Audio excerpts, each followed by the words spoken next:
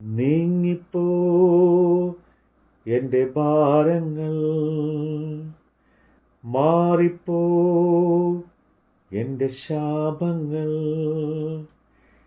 സൗഖ്യമാ എൻ്റെ രോഗങ്ങൾ യേശുവിൻ നാമത്തിൽ.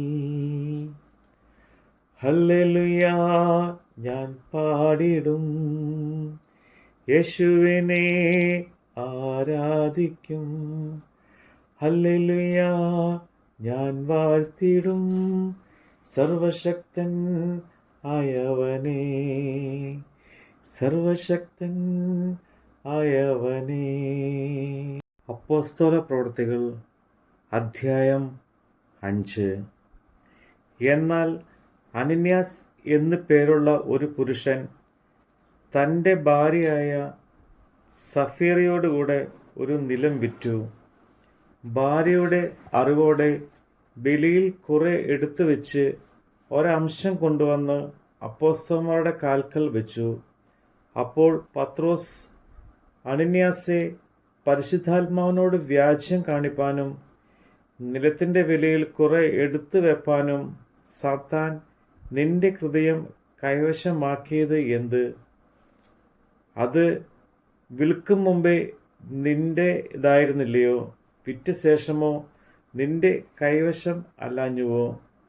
ഈ കാര്യത്തിന് നീ മനസ്സ് വെച്ചത് എന്ത്?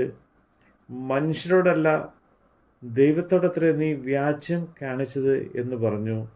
ഈ വാക്ക് കേട്ടിട്ട് അന്യാസ് വീണ് പ്രാണനെ വിട്ടു.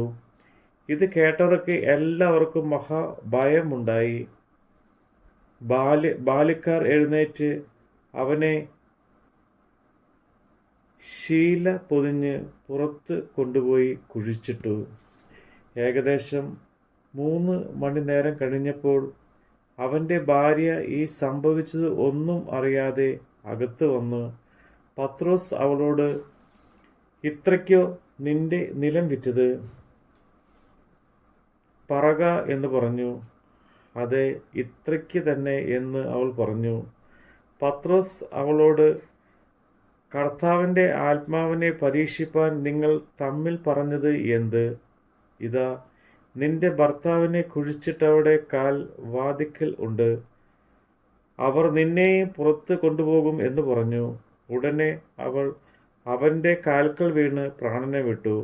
ബാല്യക്കാർ അകത്ത് വന്ന് അവൾ മരിച്ചു എന്ന് കണ്ട് പുറത്ത് കൊണ്ടുപോയി ഭർത്താവിൻ്റെ അരികെ കുഴിച്ചിട്ടു. സർവ്വസഭയ്ക്കും ഇത് കേട്ടവർക്കും എല്ലാവർക്കും മഹാഭയം ഉണ്ടായി.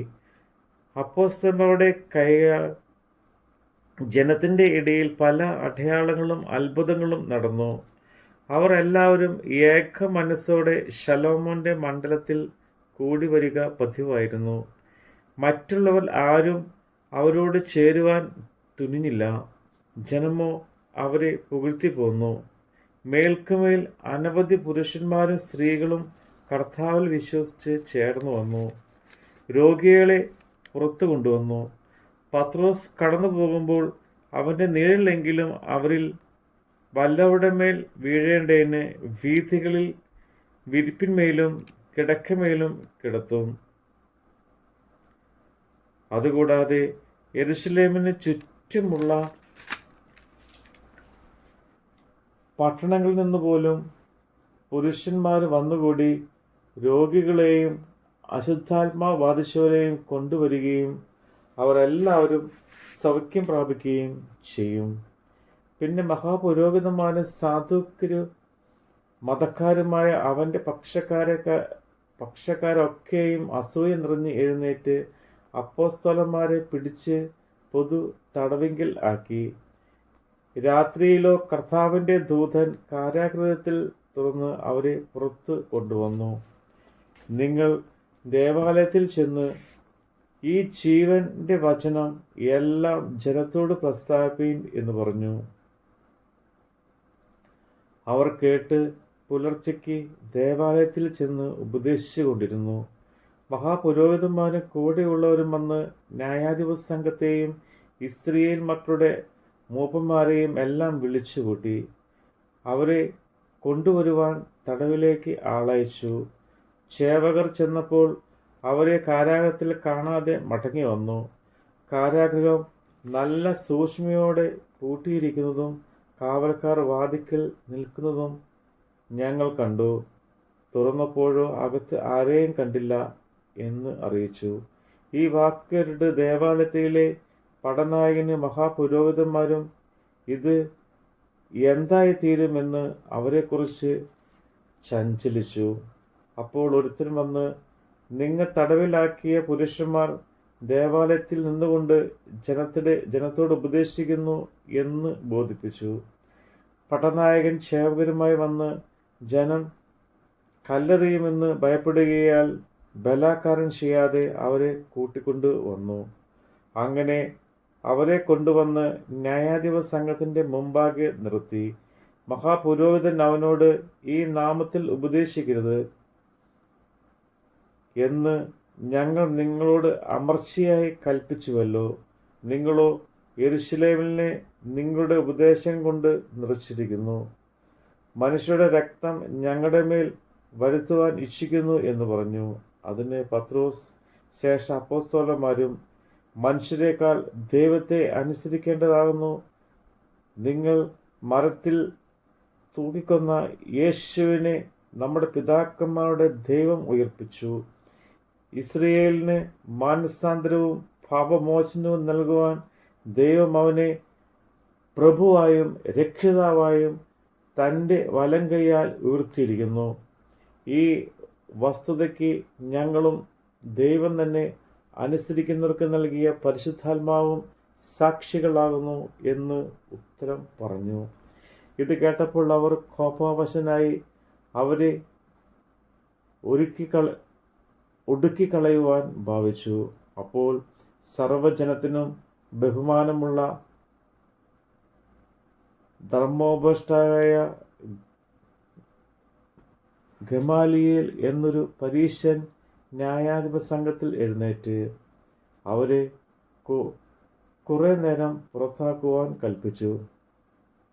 പിന്നെ അവൻ അവരോട്, ഇസ്രായേൽ പുരുഷന്മാരെ, ഈ മനുഷ്യരുടെ കാര്യത്തിൽ നിങ്ങൾ എന്ത് ചെയ്യുവാൻ പോകുന്നു എന്ന് ചോദിച്ചു.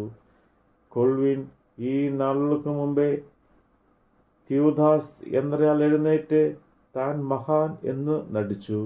ഏകദേശം 400 പുരുഷന്മാർ അവനോട് ചേർന്നുകൂടി.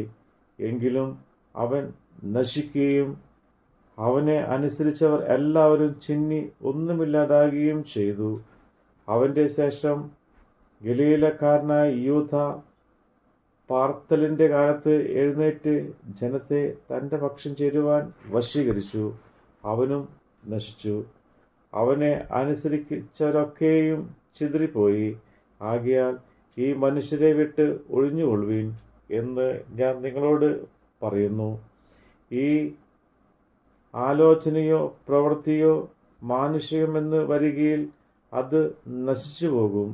ദൈവികമെങ്കിലോ നിങ്ങൾക്ക് അത് നശിപ്പാൻ കഴിയില്ല. നിങ്ങൾ ദൈവത്തോട് പോരാടുന്നു എന്ന് വരരുതല്ലോ എന്ന് പറഞ്ഞ് അവർ അവനെ അനുസരിച്ചു.